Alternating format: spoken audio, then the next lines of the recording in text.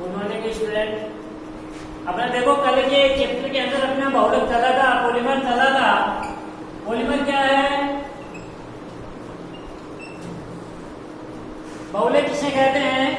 दो या दो से अधिक छोटी छोटी इकाइयां आपस के अंदर मिलकर के एक बड़ी इकाई अर्थात उच्च अणुभार वाले एक बड़े यौगिक का निर्माण करते हैं, तो उसको अपने बहुलक कहा था, पॉलीमर कहा था। बहुलक अपने दो प्रकार के अपने बड़े थे, एक नेचुरल बहुलक और दूसरा आपका सिंथेटिक बहुलक, प्राकृतिक बहुलक और मानव निर्मित बहुलक, जिसको अपन संश्लेषित बहुलक कहते हैं। प्राकृतिक बहुलक किसे कहते हैं? जो प्रकृति के द्वारा निर्मित होते हैं सीधे ही, जैसे आपका प्राकृतिक रबर है, जो एग्जाम्पल अपन ने कर दिया था कि आपके पाखों से प्राप्त होता है। पेड़ होते हैं, पेड़ों की चीरा लगा दिया जाता है और उसके दौरान जो द्रव्य रूप में पदार्थ अपना प्राप्त होता है, उस द्रव्य रूप में प्राप्त पदार्थ को अपन लेटेक्स या रबर शील कहते हैं। उस लेटेक्स या रबर शील के एसिटिक अम्ल के साथ एसिटिक अम्ल मिलाने पर वह अत्यधिक कठोर और ठोस हो जाता है, लेकिन फिर भी इसके अंदर तनन सामर्थ्यता और प्रत्यास्थता का गुण कम होने के कारण से इसको अधिक प्रत्यास्थता का और तनन सामर्थ्य का गुण बढ़ाने के लिए इसको अपन सल्फर के साथ गर्म करते हैं। तो सल्फर के साथ गर्म करने की क्रिया है, ये सल्फर के साथ गर्म करने की क्रिया को क्या कहते हैं? अपन बल्कनीकरण की क्रिया कहते हैं। यहाँ तक अपने हो गया था। अब संश्लेषित बहुलक है जो मानव द्वारा निर्मित है, वो अपने चल रहे थे। संश्लेषित बहुलक के अंदर अपना पहला बहुलक था बेटे, वो है आपका नायलॉन 66। नायलॉन जो 66 है, रेशे है, और रेशे के अंदर पहला आता है अपना नायलॉन 66। नायलॉन 66 है वह एडीपी अम्ल और हेक्सामेथिलीन डाइएमीन के संघनन से बनता है। किसके संघनन से बनता है? एडीपी अम्ल और हेक्सामेथिलीन डाइएमीन के संघनन से बनता है। अब एडीपी अम्ल और हेक्सामेथिलीन डाइएमीन का आपको सूत्र जरूर याद होना चाहिए, तभी आप बना पाएंगे।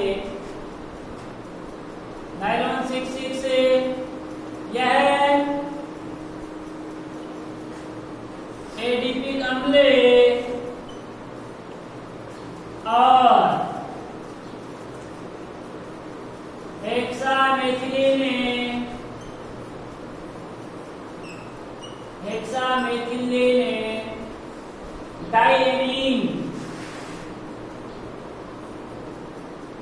डाइएमीन के संघनन से प्राप्त होता है। एडीपी अम्ल और हेक्सामेथिलीन डाइएमीन, इधर ध्यान दो। देखो बेटे, एडीपी अम्ल का सूत्र होता है CH2 का whole 4 C double bond O 2H। ADP अम्ल का सूत्र होता है C double bond O 4H। ये अपना एडीपी अम्ल का सूत्र होता है। ये तो किसका सूत्र है? एडीपी अम्ल का सूत्र है। ये एन है, ऐसे बहुत सारे हो सकते हैं। ये तो किसका है? एडीपी अम्ल। और दूसरा है hexamethylene diamine, hexa plus hexamethylene NH CH2 का होल 6। होल 6 का मतलब हेक्सामेथिलीन, डाइएमीन का मतलब 2 एमीन, सो वो है NH। इनका जब संघनन होगा तो इनके संघनन से आपका नायलॉन 6, इधर ध्यान दो बेटे। देखो नायलॉन 66 इसका नाम क्यों पड़ा? इसमें देखो कार्बन की संख्या कितनी है? एडीपी अम्ल में कार्बन की संख्या कितनी है? 6। देखो 1 2 और CH2 का होल 4 है, इसका मतलब CH2 कितने हैं? 4 है। तो 4 और 2 6। और ये कार्बोक्सिलिक समूह है COOH, इसको मैंने लिख दिया है। दूसरा है क्या? हेक्सामेथिलीन डाइएमीन यानी CH2। CH2 का होल 6 का मतलब है कि CH2 के कितने हैं? CH2 कितने हैं? 6 है। इसीलिए इसको क्या कहा आपने, हेक्सामेथिलीन डाइएमीन। ये NH2, ये देखो NH2, ये मैंने इसके एरिया लिख दिया और यहाँ पर मैंने खोल दिया। क्यों खोला मैंने, इसलिए खोला कि ये आपको समझ में आ जाए जल आपका जैसे ही आपस में संघनन की क्रिया होगी बेटे, तो ये जल है, जल आपका निकल जाता है, जल बाहर निकल जाएगा। यानी हाइड्रोजन के कितने हो गए, देखो 2 2 4 और एक हो तो H2O निकल जाएगा, NH2 निकल जाएगा। और इसी प्रकार से देखो कुछ भी नहीं करना है बेटे, आपको करना क्या है, इधर ध्यान दो, ऐसा का ऐसा आपको जोड़ देना है, कुछ नहीं करना है आपको, ऐसा का ऐसा आपको क्या कर देना है। यहां से देखो ये हाइड्रोजन, एक हाइड्रोजन, 2 हाइड्रोजन और एक ऑक्सीजन, इसको मैंने बॉक्स के अंदर बंद कर दिया, यानी इसको निकाल देना है और कुछ नहीं करना है। यानी देखो इसमें से OH निकला ना, तो इसका भी क्या निकल जाएगा, इधर से इधर भी जुड़ सकते हैं, OH निकल जाएगा, तो अपने ऐसे ही जुड़ती जाएगी। देखो क्या होगी, इसको बस जोड़ दो, ये OH निकल गया, C डबल बॉन्ड O एकल बंध CH2 का 4 C डबल बॉन्ड O। अब मैं यहाँ पर क्या लिखूँ, ये जुड़ेंगे आपस में संघनन की क्रिया होगी, ये H2O निकल गया और ये क्या लिखूँ मैं यहाँ पर NH, ये NH एकल बंध CH2 का होल 6 एकल बंध, ये NH आएगा क्योंकि एक H इसमें यहाँ पर से निकला ना, वैसे निकल जाएगा जब जुड़ेगी तो ऐसे ही संरचना जुड़ी जाएगी। यहाँ पर आएगा प्लस क्या निकल जाएगा, जल H2, ये H2O है, यह आपका निकल जाता है, जल इससे निकल गया NH2O। तो ये देखो नाइलॉन 6 हो गया, देखो 6 कार्बन इसमें और 6 आपके कितने हैं इसमें, इसलिए इसका क्या नाम पड़ गया बेटे, नाइलॉन 6 बना। ये संघनन की क्रिया होगी। तो इसके दौरान जब ATP का अम्ल और ये है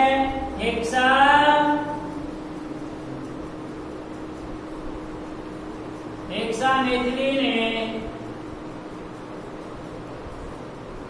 डाइएमीन, हेक्सामेथिलीन डाइएमीन के संघनन से बनता है।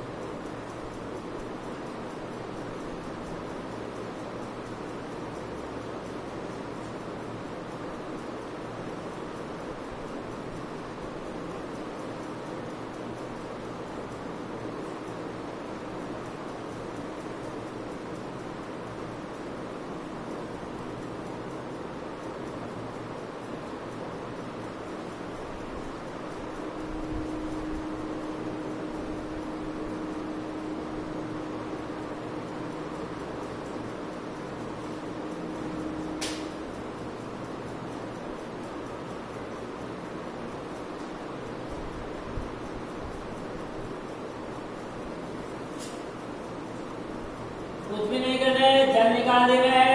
और देखो ऐसी की ऐसी संरचना लिखी मैंने, यहाँ से OH तो ये निकल जाएगा, जैसे ये एकल बंध है, इसका मतलब इधर भी अब ये NH जुड़ेंगे ना, तो ये ऐसी बहुत सारी इकाइयां जुड़ेंगी, इसी को तो बहुलक कहा था अपने। तो ये यहाँ पर यदि जोड़ेंगे तो अपन NH CH2 का O6 NH इस प्रकार से जुड़ती जाएंगी और उधर भी आपकी जुड़ती जाएंगी, ऐसी बहुत सारी लंबी श्रृंखला हो जाएगी। इसलिए इसको अपन बहुलक कहते हैं, बहुलक कहते हैं।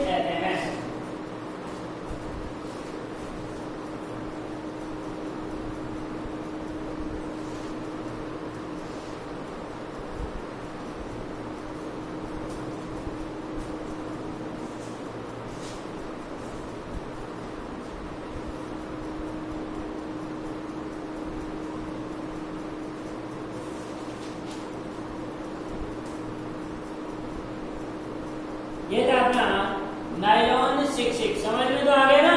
अब ये तो देखो आपको याद ही रखना होगा कि एडीपी का अम्ल का क्या सूत्र होता है। क्या सूत्र होता है? COOH एकल बंध CH2 का होल 4 एकल बंध COOH, यानी दोनों तरफ COOH आपको लगाने हैं और बीच में क्या लगना है? CH2 का होल 4। और इधर हेक्सामेथिल डाइमीन के अंदर यानी CH2 के होल 6 है और दोनों तरफ एमीन समूह है। NH2 को कौन सा समूह कहते हैं? अपन एमीन समूह कहते हैं। तो NH2 दोनों को बस जोड़ दो, बस ये हो गया। अब अगला है इसका उपयोग, नायलॉन 66 के उपयोग। अब देखो आपके क्वेश्चन ऐसे पूछा जाएगा कि नायलॉन 66 की एकलक इकाइयों के नाम लिखिए।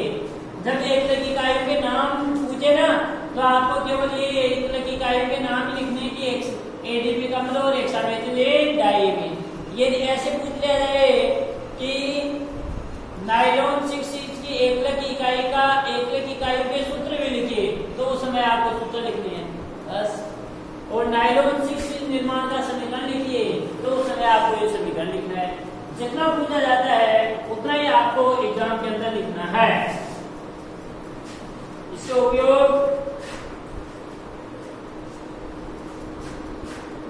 नायलॉन 66 के पहला उपयोग है मशीनों के गियर व बेरिंग बनाने में।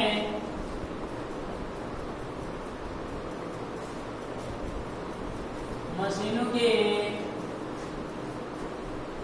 गियर व बेरिंग बनाने में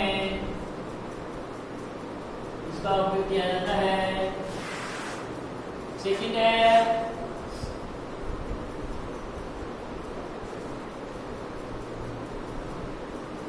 टायर, कपड़े, रेसे।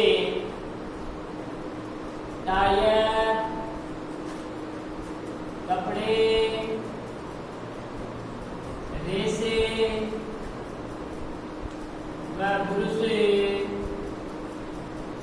बनाने में भी नायलॉन 66 का उपयोग किया जाता है। और थर्ड है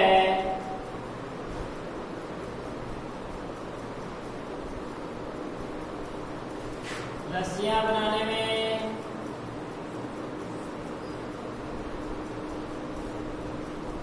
इसका उपयोग किया जाता है। दूसरा बेटे जो आपका संश्लेषित रेशे हैं उसके अंदर आता है आपका टेरिलीन। टेरिलीन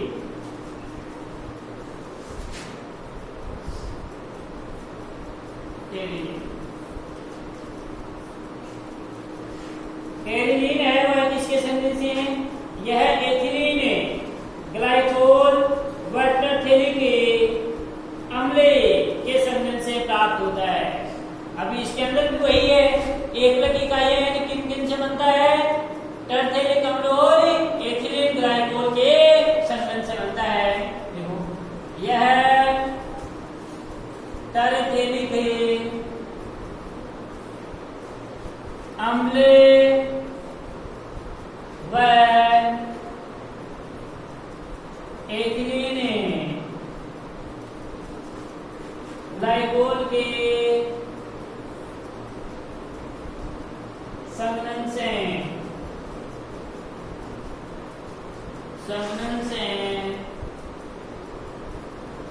बनता है। टरफेलिक अम्ल का सूत्र बेटे आपको याद रखना होगा। टरफेलिक अम्ल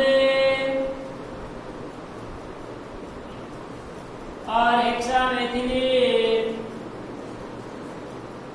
डाइमीन के संघनन से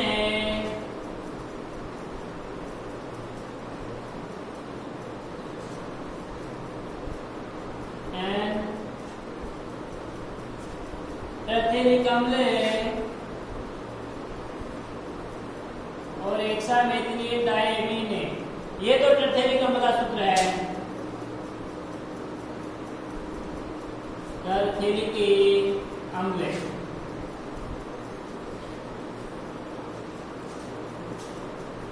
और एथिलीन ग्लाइकोल का है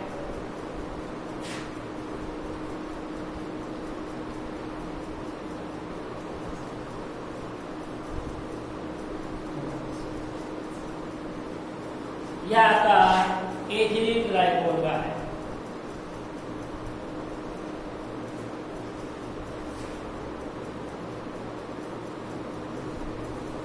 इसके अंदर भी वही है, आपका जल क्या हो जाता है, निकल जाता है, जले निकल जाता है।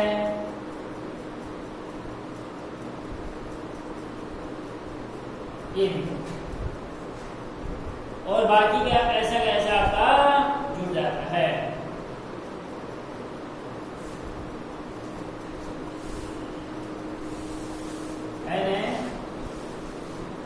ये एथिलीन ग्लाइकोल का सूत्र है।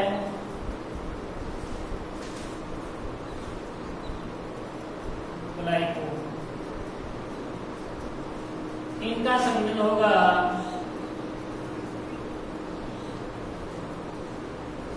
संघनन के दौरान। देखो इधर देखो, कुछ नहीं करना है बेटे, यानी जब निकल गया H2O तो इसको उठा दो, बंद को तोड़ दो। देखो ये यहाँ पर OH है ना, इसको उठा दिया आपने, ये C डबल बॉन्ड O, ये बेंजीन की संरचना है।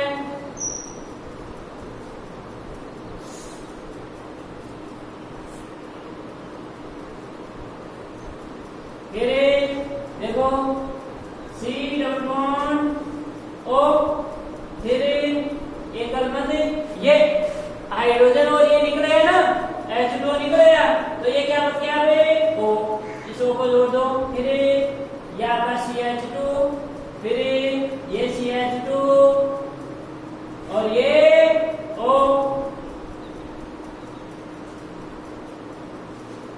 बस कुछ भी नहीं करना, ये प्लस NH जल्दी। ऐसे बहुत सारी इकाइयां हैं वो आपस के अंदर जुड़ती जाएंगी और इसके दौरान बेटे किसका निर्माण हो जाता है, टेरिलीन का। टेरिलीन का निर्माण हो जाता है। इसको टेरिलीन को फिर क्या कहते हैं, डेक्ट्रॉन भी कहते हैं। टेरिलीन को कई ऐसे, मैंने यहाँ पर बता दिया टेरिलीन और परीक्षा में आ जाए डेक्ट्रॉन, तो डेक्ट्रॉन भी किसको कहा जाता है, टेरिलीन को ही कहा जाता है, डेक्ट्रॉन।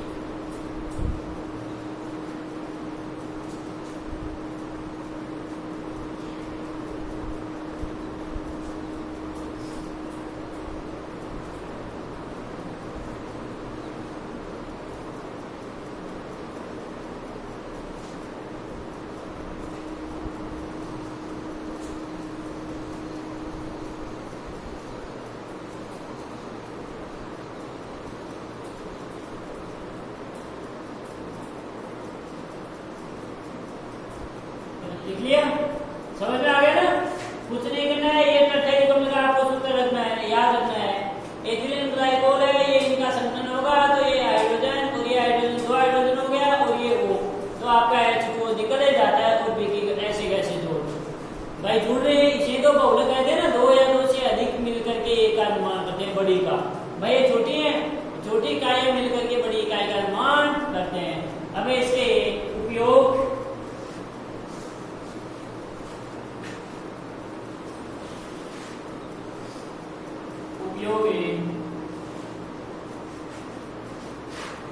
कपड़े,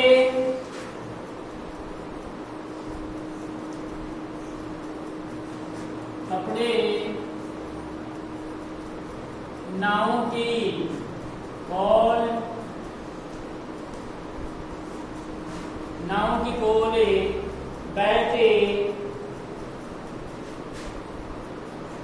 बेल्ट, चुंबकीय टेप, फिल्म आदि बनाने में इसका उपयोग किया जाता है। अगला बेटे संश्लेषित रेशा है, वो आता है अपना थर्ड, वो है रेयन।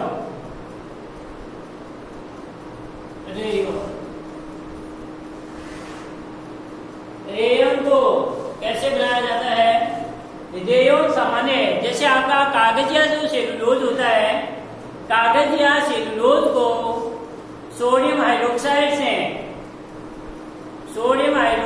में भिगो करके क्या किया जाता है, इसको साफ किया जाता है। कागज या जो सेलुलोज है उसको सोडियम हाइड्रोक्साइड में भिगो करके साफ किया जाता है। साफ करने के बाद में इसको कार्बन डाइसल्फाइड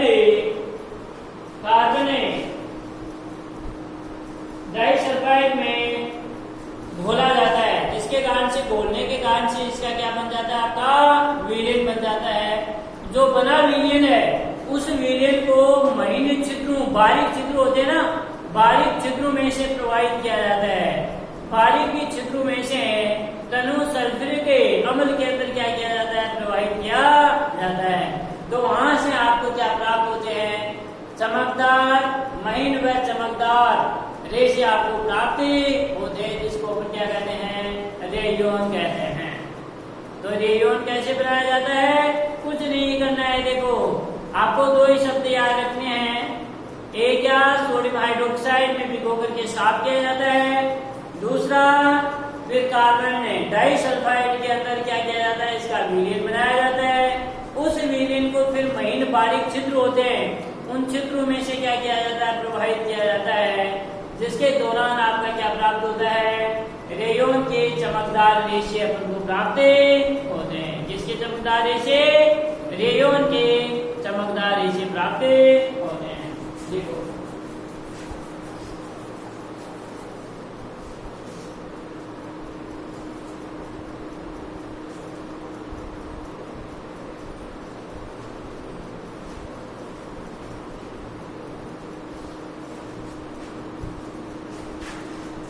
कागज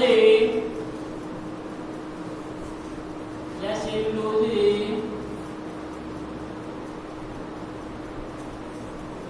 को, कागज या सेलुलोज को सोडियम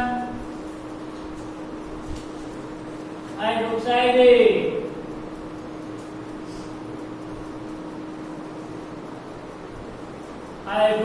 से भिगोकर, सोडियम हाइड्रोक्साइड से भिगोकर साफ किया जाता है।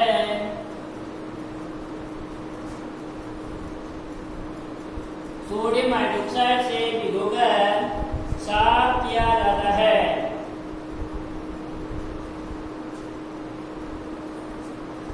अब इसे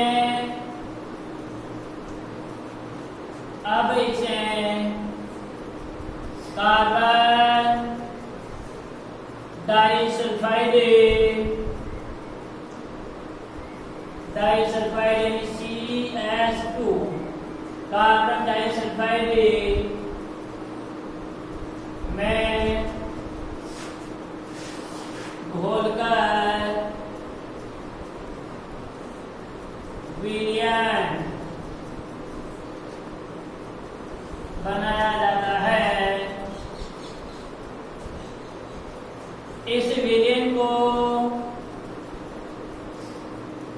इस विलेन को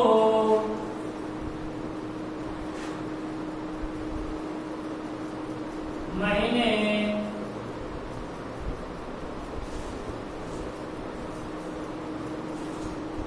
चित्रों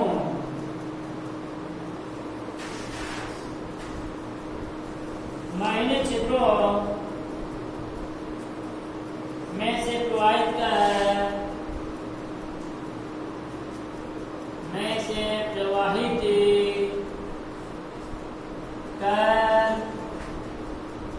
तनों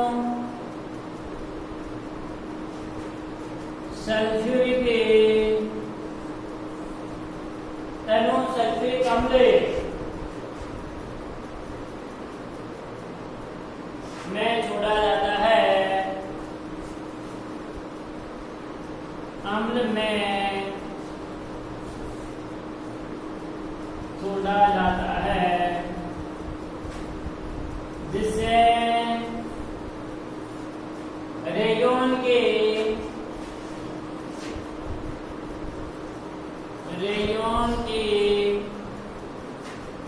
महीने व चमकदार रेशे प्राप्त होते हैं। महीन व चमकदार रेशे प्राप्त होते हैं।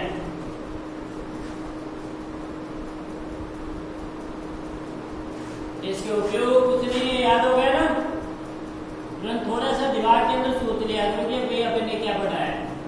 उपयोग,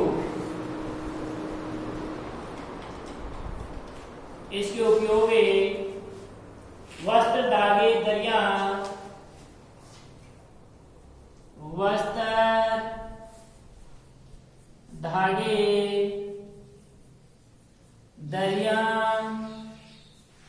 व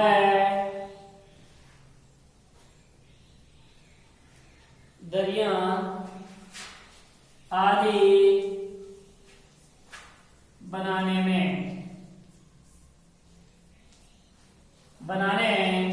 में किसका उपयोग किया जाता है?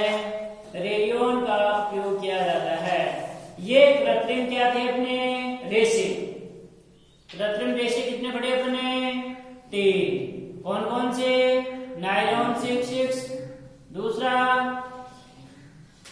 टेरिलिन और तीसरा रेयोन। नायलॉन 6 का निर्माण कैसे हुआ? एडीपी अम्ल और हेक्सामेथिलीन डाइएमीन के संघनन से। टेरिलिन का निर्माण टर्टेरिक अम्ल और एथिलीन ग्लाइकोल के संघनन से। और रेयोन है, वो रेयोन अपना जो है वो कैसे प्राप्त हुआ? कुछ भी नहीं देखना है, जो कागज या सेलुलोज है सर्वप्रथम इसको सोडियम हाइड्रोक्साइड में भिगो करके साफ किया जाता है। साफ करने के बाद इसे मेरे कार्बन डाइसल्फाइड में घोल करके इसका विलेन बनाया जाता है। जो विलेन अपन को प्राप्त होता है उस विलेन को महीन क्षेत्रों में से किसके अंदर प्रवाहित किया जाता है? तनु सल्फ्यूरिक अम्ल के अंदर उड़ेला जाता है। इसके कारण से आपके रेयोन के चमकदार रेशे प्राप्त हो जाते हैं। इसका उपयोग अपन वस्त्र धागे दरिया आदि बनाने के अंदर किया जाता है। हाँ बोलेंगे ये वस्त्र जो है ये किसका है? रेशम का है। तो वही है वो, ऐसे तैयार किया जाता है वो। अगला है अपना, ये तो संश्लेषित क्या थे? रेशे। दूसरा है आपका क्या? प्लास्टिक। संश्लेषित प्लास्टिक।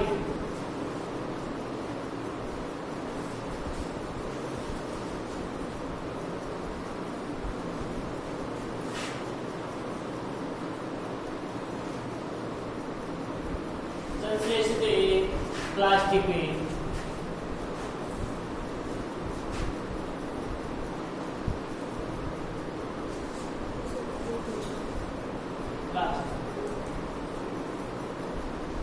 संश्लेषित प्लास्टिक। मानव निर्मित जो प्लास्टिक होती है उसको अपन संश्लेषित प्लास्टिक कहते हैं। संश्लेषित प्लास्टिक के अंदर मेरे पहला प्लास्टिक आता है, वो आपका सभी जानते हैं और सब है। अपन क्या करते हैं, इसका उपयोग भी करते हैं। वो आपका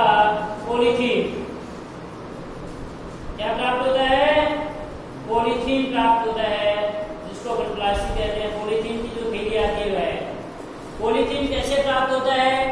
पॉलीथीन है वो एथीन के, जो एथीन होता है, एथीन को जब उच्च ताप के ऊपर उत्प्रेरक की उपस्थिति के अंदर क्रिया कराई जाती तो इसका बहुलीकरण होगा और बहुलीकरण के दौरान आपकी क्या प्राप्त होगी? पॉलीथीन अपनी प्राप्त होगी, यानी एथीन के बहुलीकरण से प्राप्त होती है। कहने का मतलब ये किसके बहुलीकरण से? एथीन के बहुलीकरण से पॉलीएथीन प्राप्त। नाम में ही है एथीन। अब एथीन का क्या सूत्र होगा? एथीन लोग ने पढ़ लिए, क्या होगा? एथीन है, एल्कीन श्रेणी है, क्या होगा? CH2 द्विबंधी CH2। भाई तो एक होगा CH2 द्विबंधी CH2, जो है एथीन हो गया। इसी के बहुलीकरण से ऐसे अणु क्या होते जाएंगे? जुड़ते जाएंगे एक के बाद में एक। तो इसी के बहुलीकरण से क्या प्राप्त हो जाएगा? आपका पॉलीएथीन प्राप्त हो जाएगा। पॉलीएथीन, पॉलीथीन, पॉलीथीन में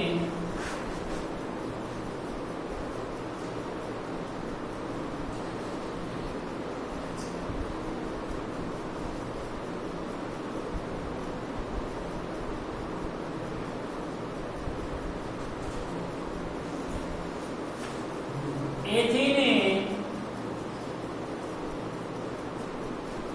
के अणु उच्च ताप व दाब, एथीन के अणु उच्च ताप व दाब पर उत्प्रेरक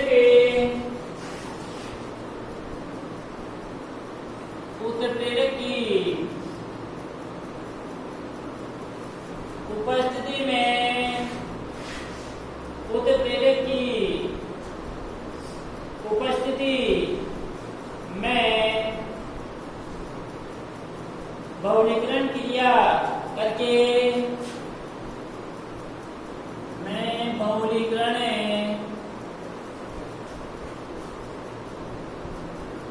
क्रिया के दौरान पॉलीथीन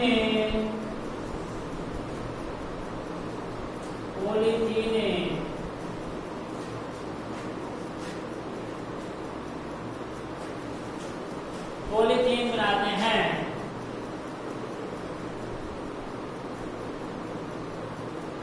पॉलीथीन बनाते हैं किसकी क्रिया के दौरान? बहुलीकरण की क्रिया के दौरान।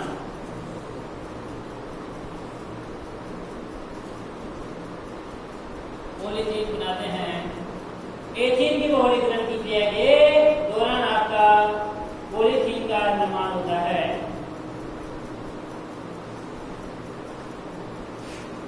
देखो एथीन के बहुलीकरण, तो एथीन का जो सूत्र अभी मैंने बता दिया था, क्या होता है?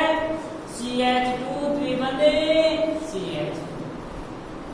CH2 द्विबंधी CH2, यानी ऐसे ही सेम बहुत सारे एंड का मतलब बहुत सारे अणु आपस में जुड़ेंगे। तो इसके बहुलीकरण से क्या होगा? इसका बहुलीकरण के दौरान देखो इस बंध को तोड़ दो, बस इधर ध्यान दो, बंध को तोड़ दो बेटे, क्या हो जाएगा? ये CH2 एकल बंध CH2, ऐसे अणु बहुत सारे आपस में जुड़ते जाएंगे। इसके दौरान किसका निर्माण हो जाएगा? पॉलीथीन का निर्माण हो जाता है। किसका निर्माण हो गया? पॉलीथीन का निर्माण हो गया। बस एथीन के बहुलीकरण से पॉलीथीन का निर्माण हो गया। इसके बहुलीकरण से, एथीन के बहुलीकरण से, ये एथीन का और इसी का बहुलीकरण ऐसे अणु आपस में जुड़ते गए। एथीन के बहुलीकरण से पॉलीएथीन का मतलब, पॉली का मतलब बहुत सारे एथीन आपस में जुड़ते जाएंगे। अब इधर भी जुड़ते जाएंगे और इधर भी जुड़ते जाएंगे, लंबी श्रृंखला बन जाएगी। तो इसको अपने पॉलीथीन कहते हैं। इसके उपयोग इनको आप काम में लेते हैं थैलियां बनाने में, बैग में, इसी का उपयोग किया जाता है। थैलियां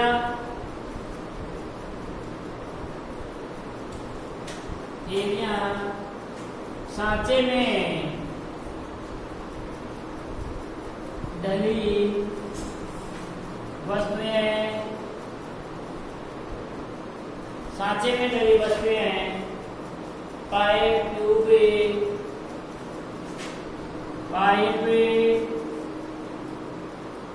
ट्यूब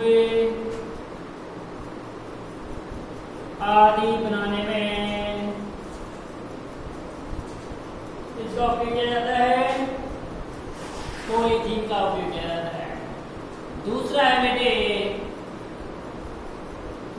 प्लास्टिक के अंदर, वह है आपका इंपॉर्टेंट है पॉलीविनाइल क्लोराइड।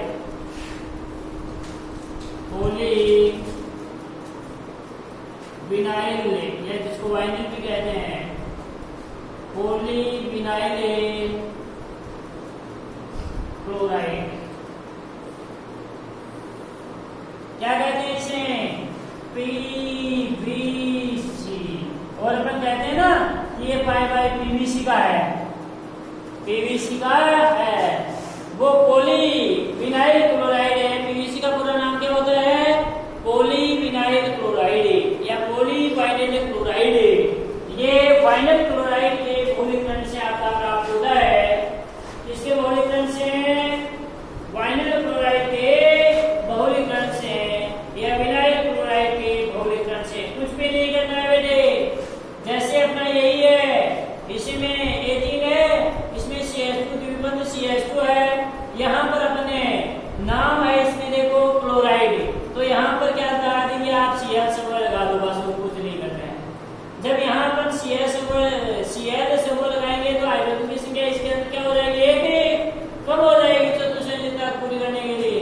तो CH2 द्विबंध CH और CH, बस इसी के बहुलीकरण से क्या प्राप्त हो जाएगा? पॉलीविनाइल क्लोराइड प्राप्त हो जाता है, पीवीसी प्राप्त हो जाता है।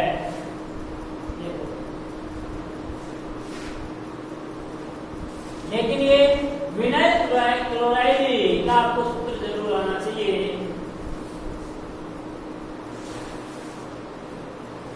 पीवीसी का पूरा नाम क्या है? पॉलीवाइनिल क्लोराइड, पीवीसी। यह विनाइल क्लोराइड के बहुलीकरण से प्राप्त होता है। विनाइल क्लोराइड के बहुलीकरण से प्राप्त होता है। विनाइल क्लोराइड का सूत्र आपको याद होना चाहिए। विनाइल क्लोराइड का मैंने अभी बोला था CH2 द्विबंध CH और ये क्या लगा दिया? CH। एथीन है, इसके क्या लगा दिया? एक CH में, अर्थात इसका वैसे नाम क्या हो गया? FAC 1-क्लोरो ethene, 1-क्लोरो ethene. तो 1-क्लोरो एथीन के बहुलीकरण से आपका क्या प्राप्त होता है? क्या प्राप्त हो जाएगा? Polyvinyl chloride. इसका बहुलीकरण होगा, बहुलीकरण से पॉलीविनाइल क्लोराइड या आपका CH2 एकल बंध को तोड़ दो बस, CH, ये क्या हो गया? Cl, बस बंध तोड़ दो, ये है, यह आपका PVC प्राप्त हो गया, पॉलीविनाइल क्लोराइड। किसके बहुलीकरण से? ये क्या है? Vinyl chloride. विनाइल क्लोराइड के बहुलीकरण से पॉलीविनाइल क्लोराइड अपन को प्राप्त हो गया, यानी PVC का प्राप्त हो जाता है। इसी का उपयोग बेटे पाइप बनाने में पाइप, जूते, चप्पल, थैले, बरसाती कपड़े, खिलौने, फोनोग्राम की रिकॉर्ड, विद्युत रोधी परत आदि बनाने के अंदर इसका उपयोग किया जाता है। इसका पीवीसी का उपयोग किया जाता है। तो पीवीसी का उपयोग किसके अंदर उपयोग,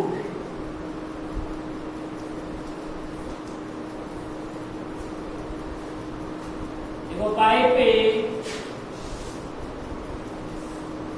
जूते, चप्पल,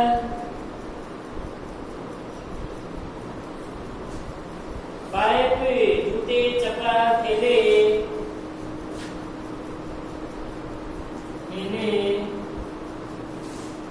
बरसाती कोट,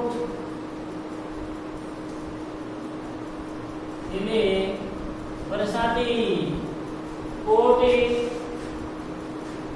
खिलौने, फोनोग्राम की रिकॉर्ड,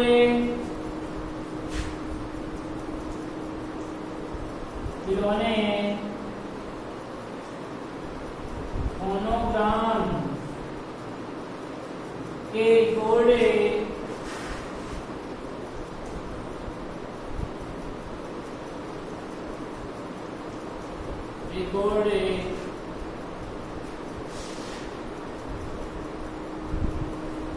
विद्युत रोधी परतें, विद्युत रोधी परतें आदि बनाने में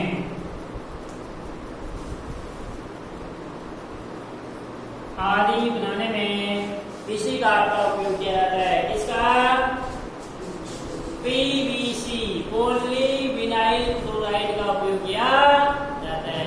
अब देखो क्वेश्चन ये पूछा जाता है कि पीवीसी पॉलीविनाइल क्लोराइड किसके बहुलीकरण से प्राप्त होता है, विनाइल क्लोराइड के बहुलीकरण से। अब विनाइल क्लोराइड का आपको सूत्र आना चाहिए। अगला जो आपका प्लास्टिक है वो प्लास्टिक आता है पहले पॉलीएक्रिलोनाइट्राइड, PAN, पॉलीएक्रिलोनाइट्राइड,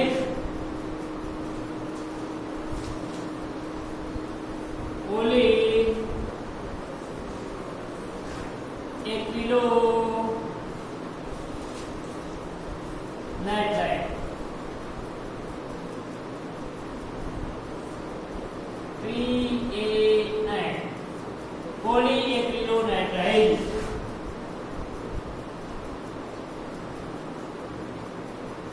यह इसके अंदर कुछ नहीं करना है, यह किसके बहुलीकरण से, एक्रिलोनाइट्राइड के बहुलीकरण से। अब एक्रिलोनाइट्राइड के अंदर यदि CH2 द्विबंध CH एकबंध C आता है ना, इसी CH की जगह क्या लगा दो आप, एक्रिलोनाइट्राइड में साइनाइड समूह लगा दो, CN लगा दो। CN की जगह क्या लगा देंगे अपने, CN लगा देंगे साइनाइड। CN की जगह CN और ऐसा कैसा है बस, यानी CN की जगह CN लिख देंगे। तो एक्रिलो साइनाइड के बहुलीकरण से आपका क्या प्राप्त हो जाता है, पॉलीएक्रिलो साइनाइड आपका प्राप्त होता है, अर्थात पॉलीएक्रिलोनाइट्राइड प्राप्त होता है। इसका है ये जो, और फिर अगला आता है पॉलीस्टाइरीन। यह स्टाइरीन के बहुलीकरण से प्राप्त होता है, इसको अपन क्या कहते हैं, पॉलीस्टाइरीन कहते हैं। ये इसके साथ अपना ये चैप्टर पूरा होता है। कल ये चैप्टर है वो अपना कंप्लीट हो जाएगा। Thank you.